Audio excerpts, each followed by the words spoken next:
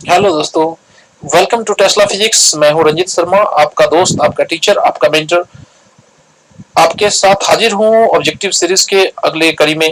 तो टाइम को बिना बर्बाद किए हुए चलिए स्टार्ट करते हैं। बट स्टार्ट करने से पहले आपसे गुजारिश है कि आप इस वीडियो को लाइक कर दें और शेयर और सब्सक्राइब तो जरूर कर दें। तो लेट्स स्टार्ट। चलो पहले क्वेश्चन की तरफ बढ़ते हैं कि बिंदु आवेश के कारण r दूरी पर स्थित बिंदु पर विद्युत क्षेत्र का परिमाण निर्भर करता है। ठीक है, तो आपको यहाँ से और कुछ नहीं, विद्युत क्षेत्र का जो है वो फार्मूला चेक करना होगा। ठीक है, तो पॉइंट चार्ज के कारण यानी कि बिंदु आवेश के कारण विद्युत क्षेत्र की जो सूत्र होती है वो कितनी होती है, तो के क्यू बट्टे क्या होती है, आर स्क्वायर। ठीक है, तो यहाँ से देखिए कि आप अगर यहाँ से देखना चाहें तो ई जो है वो वेरी करता है कैसे, तो 1/r² रिलेशनशिप में। ठीक है, और अगर आप इसको सही मानते हैं तो इसका आंसर होने जा रहा है बी। ठीक है, इसका आंसर क्या सही होने जा रहा है, बी। ठीक है, आप देख भी सकते हैं कि आंसर क्या दे रखा है, बी दे रखा है। बोलो कोई डाउट है? अगर डाउट है तो feel free to ask me in the comment box. ठीक है, I will personally reply all the comments. चलो सेकंड नंबर क्वेश्चन की ओर बढ़ते हैं। सेकंड नंबर क्वेश्चन क्या कर रहा है कि, चलो भाई सेकंड नंबर क्वेश्चन क्या कर रहा है उसको चेक करेगा। ठीक है, तो सेकंड नंबर क्वेश्चन आपके सामने कुछ इस प्रकार से है। सेकंड नंबर क्वेश्चन कर रहा है कि इनमें से कौन विद्युत क्षेत्र या विद्युत क्षेत्र की तीव्रता का ऐसा ही मात्रक नहीं है। तो विद्युत क्षेत्र की तीव्रता का ऐसा मात्रक क्या है, जल्दी से मुझे कमेंट बॉक्स में लिख के बताओ। ठीक है, विद्युत क्षेत्र की मात्रक जो होती है वो न्यूटन पर कूलम होती है या फिर वोल्ट प्रति क्या होती है, मीटर। ठीक है, तो वोल्ट प्रति मीटर होती है। ठीक है, तो आप यहाँ से देख सकते हैं कि उसके मात्रक यहाँ पूछ रखे कौन नहीं है, मात्रक कौन नहीं है ना। तो मात्रक नहीं है कौन सा, जूल पर कूलम। देखो ये जूल पर कूलम जो है वो मात्रक नहीं है, जूल पर कूलम को वोल्ट ही बोलते हैं। ठीक है, तो इसका भी आंसर बी ही हो जाएगा। ठीक है, तो इसका आंसर क्या हो जाएगा, बी। चलो आंसर चेक करेंगे। आंसर यहाँ पर दे रखा है बट मैंने हाइड कर रखा था। ठीक है, आंसर कितना है, इसका भी बी आंसर सही है। चलो देखिए भाई साहब, देखते हैं कि एक स्थिर आवेश उत्पन्न करता है, यानी कि आपसे क्वेश्चन पूछा है कि स्थिर आवेश है ना, रुका हुआ चार्ज है, स्टैटिक चार्ज, वो क्या उत्पन्न करता है। और ऑप्शन में देखें, ऑप्शन में दे रखा है केवल विद्युत क्षेत्र उत्पन्न करता है, या केवल चुंबकीय क्षेत्र उत्पन्न करता है, या विद्युत क्षेत्र एवं चुंबकीय क्षेत्र दोनों उत्पन्न करता है, या कोई भी क्षेत्र उत्पन्न नहीं करता है। ठीक है ना, आपको क्या लग रहा है? ठीक है, आपने इसे जरूर पढ़ा होगा। कहाँ पढ़ा होगा, मैं हिंट करता हूँ, आपने इसे पढ़ा होगा प्रॉपर्टीज ऑफ चार्जेस में। ठीक है ना, प्रॉपर्टीज ऑफ इलेक्ट्रिक चार्ज, जहां पर आपको आपके सर ने डिस्कस किया होगा वहीं पर होगा ये। ठीक है ना, सबसे लास्ट में जाकर देखिए। तो जो अगर आपको याद होना चाहिए कि अगर कोई भी चार्ज हो, अगर स्टैटिक हो, रुका हुआ हो, तो केवल और केवल इलेक्ट्रिक फील्ड जनरेट करता है। ठीक है, तो स्टैटिक चार्ज क्या जनरेट करेगा, सिर्फ और सिर्फ इलेक्ट्रिक फील्ड। तो केवल विद्युत क्षेत्र इसका आंसर होने जा रहा है। ठीक है, ए विल बी द आंसर। चलो आंसर चेक करते हैं। ठीक है, आंसर मैंने सबका यहाँ पर है दिया हुआ। ठीक है ना, बट मैंने हाइड कर रखा है ताकि आप पहले इसको सॉल्व करें अपने मेमोरी के जरिए, अपने पढ़े हुए नॉलेज के जरिए। ठीक है, तो इसका आंसर ए है। ठीक है, चलिए मूव करते हैं क्वेश्चन नंबर 4 की तरफ। ठीक है, बट 4 की ओर मूव करने से पहले मैं आपसे एक बार और कहता हूं कि मैं यूट्यूब प्लेटफॉर्म पर नया हूं, तो आपके सपोर्ट की मुझे आवश्यकता है। आप ज्यादा से ज्यादा इसको शेयर करें, लाइक कर दें, सब्सक्राइब कर दें। चलिए 4 नंबर क्वेश्चन क्या कर रहा है कि यदि विद्युत क्षेत्र की रेखाएं पृष्ठ सतह के समानांतर है तब इस दशा में विद्युत फ्लक्स क्या होगा। ठीक है, देखो आपको ये याद रखना होगा कि कहा गया समानांतर है। देखिए अगर ये सब, एक सेकंड इस साइज को छोटा कर लो। चलो अभी भी बहुत बड़ा है भाई, क्या हो गया है। चलो तो ये समानांतर है, क्या है, तो अगर आप याद रखें कि विद्युत क्षेत्र रेखाएं पृष्ठ के समानांतर होगा तो फ्लक्स जीरो हो जाता है। फ्लक्स कितना हो जाता है, जीरो। ठीक है, क्यों जीरो होगा, बिकॉज इन दिस केस, आप पहले बताइए फ्लक्स का सूत्र क्या होता है। ठीक है ना, जो फ्लक्स की फार्मूला आपने पढ़ रखी होगी वो क्या पढ़ रखी होगी, ई एस कॉस थीटा, यही तो पढ़ रखी होगी। ठीक है, और चलिए यहाँ से मैं आपको दिखा देता हूँ कि अगर कोई ऐसे करके सरफेस है, ठीक है, और अगर आपका इलेक्ट्रिक फील्ड भी सरफेस के एलोंग है, ठीक है, तो आपका जो एरिया वेक्टर बनेगा वो तो एरिया पर परपेंडिकुलर होता है। Area vector is perpendicular to area. तो आपका अगर ये एरिया वेक्टर रहा एस और ये रहा ई, तो दोनों के बीच का एंगल कितना बन जाएगा, इस केस में एंगल बन जाएगा 90। और याद रखें अगर एरिया वेक्टर और इलेक्ट्रिक फील्ड, एरिया वेक्टर और इलेक्ट्रिक फील्ड के बीच का एंगल 90 हो तो फ्लक्स जीरो आ जाएगा। ठीक है, बिकॉज उस टाइम पे यहाँ थीटा की जगह 90 रखना होगा, और आप सबको याद है कि cos 90 जीरो होता है। तो याद रखें कि अगर विद्युत क्षेत्र की रेखाएं पृष्ठ सतह के समानांतर हो तो फ्लक्स क्या आएंगे, जीरो आ जाएंगे। ठीक है ना, फ्लक्स जीरो आने का वजह क्या है कि इलेक्ट्रिक फील्ड और एरिया वेक्टर के बीच का एंगल 90 बन जाता है और उस कारण से फ्लक्स क्या आ जाता है, जीरो आ जाता है। ठीक है, तो उस कारण से फ्लक्स क्या आ जाता है, जीरो। ठीक है, तो इसका आंसर हो जाएगा जीरो। पहले मैं इसको मिटा दूं ताकि आपको कोई इश्यू फेस ना हो। ठीक है, तो इसका आंसर जीरो, जीरो कहां पर दिख रहा है भाई, इसका आंसर हो कौन सा होगा भाई, बी आंसर हो जाएगा। ठीक है, चलो इसका आंसर हो जाएगा बी। ठीक है, चलो इसका आंसर कितना है भाई, बी। और कहां पर है आंसर, मैं चेक कर लूं जरा। चलो बी आंसर कहां पर है, चलो यहाँ पर आंसर होगा, मैं चेक करता हूँ। देखो है ना, आंसर कितना है, यहाँ बी है। ठीक है, आंसर क्या है, बी। आप आंसर के बारे में एक बात तो ध्यान रखिए, ठीक है, कि आपने कोई भी गेस्ट पेपर खरीदा हो, कोई भी गाइड खरीदा हो, आप उसके आंसर को तब तक ट्रस्ट नहीं कर सकते हैं जबकि आपके टीचर ने आपको प्रमाणित न कर दिया कि इसका आंसर ये सही है। ठीक है, never trust any guess paper, any model set, discuss all the answers with your teacher. अगर आपके टीचर बता रहे हैं कि सही है, then go for that, otherwise आप रिस्क पर हो जाएंगे। ठीक है, चलो नेक्स्ट क्वेश्चन देखते हैं। कूलॉम बल कौन सा बल है। ठीक है, कूलॉम बल के बारे में ये क्वेश्चन आ चुका है 2010 में, जैसा कि आप देख सकते हैं, सॉरी 2009 में आ चुका है। ठीक है, मैंने भी 2009 में एग्जाम दिया था इंटरमीडिएट का। तो कूलॉम बल कौन सा बल है, तो कूलॉम बल है बाबू, आप यहाँ पर पहले ऑप्शन चेक करें। कूलॉम बल के बारे में बोल रहा है कि क्या ये केंद्रीय बल है, क्या ये विद्युत बल है, क्या ये ए और बी दोनों है, या इनमें से कोई नहीं है। ठीक है, तो आप ये तो जानते ही होंगे कि विद्युत बल केंद्रीय बल है। ठीक है, और ये इसको विद्युत बल के नाम से भी बोलते हैं। तो इसका आंसर जो होगा वो ये भी सही है, ये भी सही है, और एस अगर ये दोनों सही हुआ तो आपका सी सही हो जाएगा। ठीक है, तो आपका आंसर यहाँ पर हो जाएगा सी। आपका आंसर क्या हो जाएगा, सी। चलो आंसर चेक करते हैं क्या दे रखा है इसका आंसर। तो इसका आंसर क्या दे रखा है, सी दे रखा है, बिल्कुल सही आंसर दे रखा है इसका, सी। ठीक है, चलिए 6 नंबर क्वेश्चन की तरफ देखते हैं कि स्थिर विद्युतीय क्षेत्र कौन सा होता है। ये भी अच्छा क्वेश्चन है और आपने इसको भी देख रखा है कि ये क्वेश्चन पूछा हुआ है कब, बताओ आप, 2010 में। ठीक है, 2010 में पूछा है। तो जरा देख लेते हैं कि इसके लिए ऑप्शन क्या दे रखे हैं। इसका ऑप्शन दे रखा है कि क्या ये संरक्षी बल है, क्या ये असंरक्षी बल है, या बता रहा है कि कहीं संरक्षी है और कहीं असंरक्षी है। आपको क्या लगता है, कमेंट बॉक्स में टाइप करें। ठीक है, मैं वेट करता हूँ 2 सेकंड। चलो 2 सेकंड कंप्लीट हुए तो आपको मैं इसका आंसर बता दूं कि जो आपका स्थिर विद्युतीय क्षेत्र होता है वो संरक्षी होता है। ठीक है, कंजर्वेटिव फील्ड होता है, electric field and magnetic electric field and gravitational field, ये दोनों कैसे फील्ड होते हैं, कंजर्वेटिव फील्ड होता है। ठीक है, तो इसका जो आंसर होगा ये संरक्षी हो जाएगा। ठीक है, तो इसका आंसर ए है। और चलो देखते हैं कि आंसर में दे क्या रखा है। इसका आंसर भी यही दे रखा है। ठीक है, चलिए जल्दी से मूव कर लेते हैं हम लोग 7 क्वेश्चन की तरफ।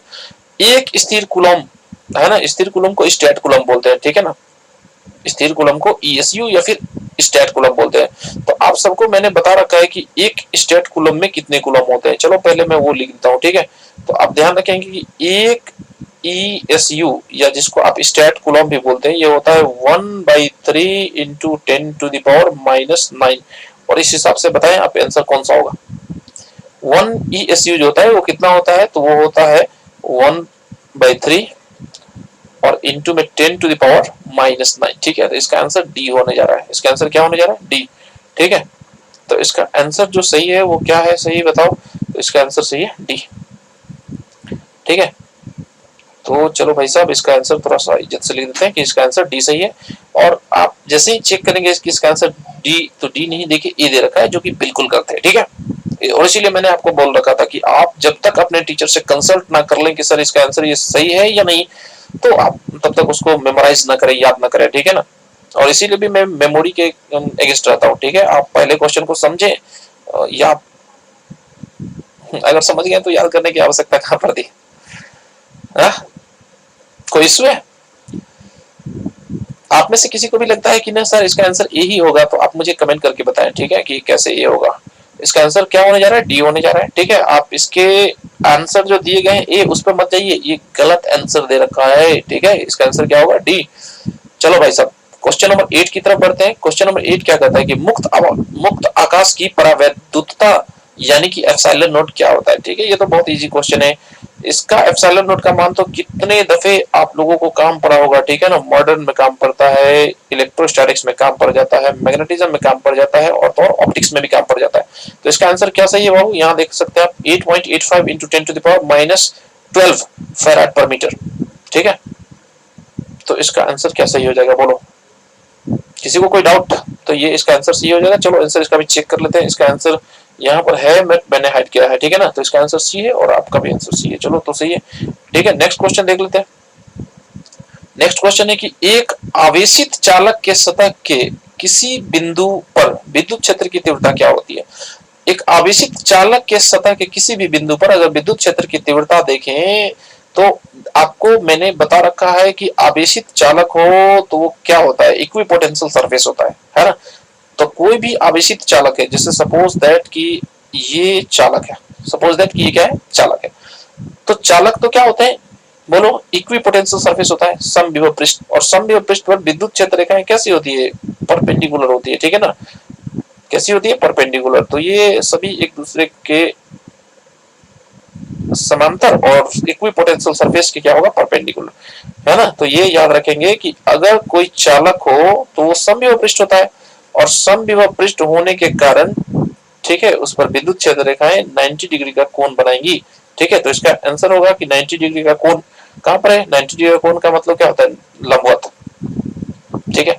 तो याद रखेंगे कि अगर कोई आवेशित चालक है तो उस पर विद्युत क्षेत्र रेखाएं कितना का एंगल बनाएंगी, 90 का, और 90 का एंगल बनाने के कारण ही यहाँ पर क्या सही हो जाएगा, लंबवत। बोलो, कोई डाउट, कोई डाउट है तो कमेंट बॉक्स में लिखें, ठीक है। मैं आपको अपना पर्सनल व्हाट्सएप नंबर भी दे दूंगा, ठीक है ना। अगर आपको कोई भी दिक्कत हो आप मुझे व्हाट्सएप कर सकते हैं। चलो, मैं पिछले 12 ईयर से, 12 सालों से क्या कर रहा हूँ कि ऑफलाइन पढ़ा रहा हूँ, ठीक है। तो मुझे ऑनलाइन की उतनी समझ नहीं है। अब स्टूडेंट ही बताते रहते हैं कि सर इसका टेलीग्राम बना लीजिए। ये तो मैं एक काम करता हूँ कि इन्हीं छात्रों से थोड़ा सहयोग लेके और सारी चीज बना लूंगा, ठीक है। देखें, एक आवेशित चालक का क्षेत्र आवेश घनत्व सिग्मा है, ठीक है। पृष्ठ आवेश घनत्व भी है, इसको बोलते हैं, ठीक है। तो पृष्ठ आवेश घनत्व कितना दे रखा है, सिग्मा, ठीक है। इसके पास विद्युत क्षेत्र का मान कितना होगा, ठीक है। आप यहाँ गौर करें, ये चालक है, ठीक है। चालक के निकट आपको विद्युत क्षेत्र की तीव्रता गॉस के प्रमेय वाले चैप्टर में क्या पढ़ाया गया था, बताइए। चालक के निकट अगर विद्युत क्षेत्र हो तो वो कितना होता है, तो सिग्मा बाई एप्सिलॉन नॉट, याद रखिए, ठीक है। इसका आंसर जो होगा वो क्या होगा, यहाँ दे रखा है सिग्मा बाई एप्सिलॉन नॉट, ठीक है। चालक हो तो उसके निकट विद्युत क्षेत्र का तीव्रता कितना होता है, सिग्मा बाई एप्सिलॉन नॉट, ठीक है। तो इस हिसाब से इसका आंसर क्या होने जा रहा है, बी होने जा रहा है, ठीक है। और चलो मैं आंसर भी चेक करूं, इसका आंसर आपको क्या लगता है, ठीक है। तो इसका आंसर है तेरे का A. Oh my god, it's a very very wrong answer, ठीक है ना। ए नहीं होगा इसका आंसर, क्या होगा इसका आंसर, बोलो। इसका आंसर होगा सिग्मा बाई एप्सिलॉन नॉट, यानी कि बी, ठीक है। देख रहे हो, दो दो क्वेश्चन का आंसर रॉन्ग दे रखा है। और अगर आपने इसको 4 बजे सुबह उठ के और रट्टा लगाया होता तो भाई साहब आपको लगता है कि मैंने एग्जाम में सही करके आया, बट यहाँ गलत आंसर आ जाता, ठीक है। देखिए, जब भी चालक दे, चालक, तो चालक के निकट विद्युत क्षेत्र होगा सिग्मा बाई एप्सिलॉन नॉट, याद रखिए, ठीक है ना। देखिए, चालक के भीतर अगर विद्युत क्षेत्र का मान पूछता तो क्या होता, आप कमेंट बॉक्स में बताइए। चालक के भीतर पूछ दे तो, ठीक है ना। ये भी क्वेश्चन है, सब टीचर डिस्कस करते हैं, ठीक है ना। अब ये है कि आप याद कर पाते हैं या नहीं। चालक के भीतर विद्युत क्षेत्र क्या होता है भाई, कमेंट बॉक्स में लिख के बताओ, ठीक है। मैं इसका आंसर अभी नहीं दे रहा हूं ताकि मैं देख सकूं कि कमेंट बॉक्स में किसने किसने सही आंसर टाइप किया। चलो, किसी आवेशित खोखले गोलाकार चालक के भीतर, चलो भाई अब क्या ही बताऊं आपको, अभी ये क्वेश्चन पूछ रहा था और यहाँ पूछ ही दिया, ठीक है ना। ये आवेशित है यानी कि चार्ज्ड है और खोखला गोलाकार चालक है, ठीक है भाई। ये चालक है। आप यहाँ से 2-3 चीजों को ध्यान रखें कि चालक है और चालक के भीतर विद्युत क्षेत्र पूछ रखा है। तो बताओ, अभी तो ये क्वेश्चन मैं पूछा था कि कमेंट बॉक्स में बताओ, लेकिन देखो ये क्वेश्चन यही आ गया, तो अब तो मेरे को आंसर बताना ही होगा, ठीक है। तो याद रखो, चालक के भीतर, ठीक है ना, चाहे वो गोला हो गोला ना हो फर्क नहीं पड़ता, चालक के भीतर क्या हो, विद्युत क्षेत्र शून्य होता है, जीरो, ठीक है। Electric field inside any conductor is zero, ठीक। तो इसका आंसर क्या हो जाएगा, जीरो हो जाएगा, ठीक। चलो इसका आंसर चेक करते हैं। इसका आंसर बिल्कुल सही दे रखा है, सी, ठीक है। और आप देख सकते हैं कि क्वेश्चन 2017 में पूछा जा चुका है मेरे भाई, तो आप इसको थोड़ा सा ढंग से याद करेंगे, ठीक है। चलो 12 नंबर क्वेश्चन, जो कि आखिरी क्वेश्चन भी है, देखते हैं यहाँ पर कि चालक पदार्थ से बने असीमित आवेशित पतली चादर के सतह के निकट किसी बिंदु पर विद्युतीय क्षेत्र का मान क्या होगा, ठीक है। यहाँ देखो भाई, ये क्वेश्चन जब 2018 में पूछा था, ठीक है, ये गलत दे रखा है, 2014 में ये क्वेश्चन नहीं पूछा है बाबू, समझा। ये गलत दे रखा है, ये क्वेश्चन 2014 का नहीं है, ये क्वेश्चन 2018 का था। और अभी तक फिजिक्स के मैंने जितने भी सवाल देखे हैं ठीक है, 12 सालों से तो मैं पढ़ा रहा हूँ, ठीक है। तो फिर ये सबसे टफ क्वेश्चन 2018 में था फिजिक्स का, ठीक है। पूरा पेपर ही इतना टफ था कि जो भी टीचर थे पढ़ाने वाले शाम तक तो नजर नहीं आ रहे थे, ठीक है ना, सबके मोबाइल स्विच ऑफ थे, पता नहीं सब कहाँ चले गए थे, ठीक है। तो देखते हैं, ये मैं एक काम कर लेता हूँ, ये 2014 वाले को थोड़ा सा मैं क्या कर लेता हूँ, हटा देता हूँ, अच्छा नहीं लग रहा मेरे को। ये 2014 में यानी कि 2014 में ये क्वेश्चन पूछा ही नहीं गया है, तो चलो इसको हटाओ। 2018 का ये क्वेश्चन है, तो 2018 में क्वेश्चन है, और ये क्वेश्चन इतना ट्रिकी है, इतना ट्रिकी है कि आप एक कीवर्ड से इसके आंसर चेंज हो जाएंगे, ठीक है। आप यहाँ पे एक लाइन दिख रहे हैं कि पतली, अगर ये पतली ना रहे, ठीक है, तो इसका आंसर कुछ और हो जाएगा, और ये पतली को कंसीडर करोगे तो इसका आंसर कुछ और हो जाएगा, ठीक है। आप सब जानते हैं कि चालक जो है, चालक, ठीक है, तो चालक जो है, अगर चालक के भीतर जाता है दैट मीन्स चालक मोटा है, और अगर चालक मोटा है, उसकी कुछ भी मोटाई आप कंसीडर कर रहे हैं, ठीक है, तो चालक के आसपास इलेक्ट्रिक फील्ड जो होगा वो सिग्मा बाई एप्सिलॉन नॉट होगा। लेकिन अगर बात करें पतली चादर की, है ना, तो पतली चादर होगा तो उसका जो इलेक्ट्रिक फील्ड होगा वो होगा सिग्मा बाई 2 एप्सिलॉन नॉट। कितना हो जाएगा? सिग्मा बाई 2 एप्सिलॉन नॉट, ठीक है ना। बहुत सारे टीचर अभी भी जनरेट कर लेते हैं कि नहीं सर चालक है, बहुत सारे टीचर सिर्फ ये देख लेते हैं कि चालक है तो sigma by epsilon not, but no, चालक के साथ यहाँ एक बात ध्यान रखनी चाहिए कि ये पतली भी है, ठीक है ना। और पतली होने के कारण जो आप गॉस का थ्योरम लगाएंगे तो क्यू जो इनक्लोज्ड का मान आएगा वो सिर्फ क्या आ जाएगा? सिग्मा इंटू ए, ठीक है, सिग्मा इंटू ए आ जाएगा, ठीक। तो जिस वजह से इसका जो आंसर आ जाएगा, ठीक है ना, वो अगर ये पतली लाइन न दे तो सिग्मा बाई एप्सिलॉन नॉट, और पतली लाइन दे दे तो सिग्मा बाई 2 एप्सिलॉन नॉट, ठीक है। तो इसका आंसर ये होने जा रहा है, ठीक, क्योंकि पतली दे रखा है, ठीक है। तो इसका आंसर में एक सेकेंड, तो इसका आंसर में, अरे भाई क्या हो गया, चलो, तो इसका आंसर सी टिक करूंगा, ठीक है ना। और जब चेक करूंगा कि इसका आंसर क्या है, सी ही दे रखा है, ठीक है ना। ध्यान रखेंगे, आप बहुत सारे टीचर को लड़ते देखेंगे ना सर इसका आंसर तो जो है ना वो बी है, but not, B is not the answer. B answer होता अगर ये लाइन ना लिखता तो, ठीक है ना। चलो, तो उम्मीद करता हूं कि आपको ये लेक्चर काफी बेनिफिट करेगा, काफी फायदा पहुंचाएगा आपको। और अगर सच में मेरे लेक्चर से आपको फायदा होता है तो आप इसे सब्सक्राइब जरूर करें, अपने दोस्तों को सब्सक्राइब करने के लिए मोटिवेट करें, शेयर करें, और जल्द से जल्द सभी वीडियो को देखकर उसके आप क्या कर लें कि एक फेयर टाइप का बना लें, ताकि आपको अगली बार वीडियो देखना ना पड़े, ठीक। चलो, नमस्कार, मिलूंगा आपसे अगले वीडियो में, तब तक के लिए धन्यवाद, खुश रहिए, हंसते रहिए, मुस्कुराते रहिए, ठीक है।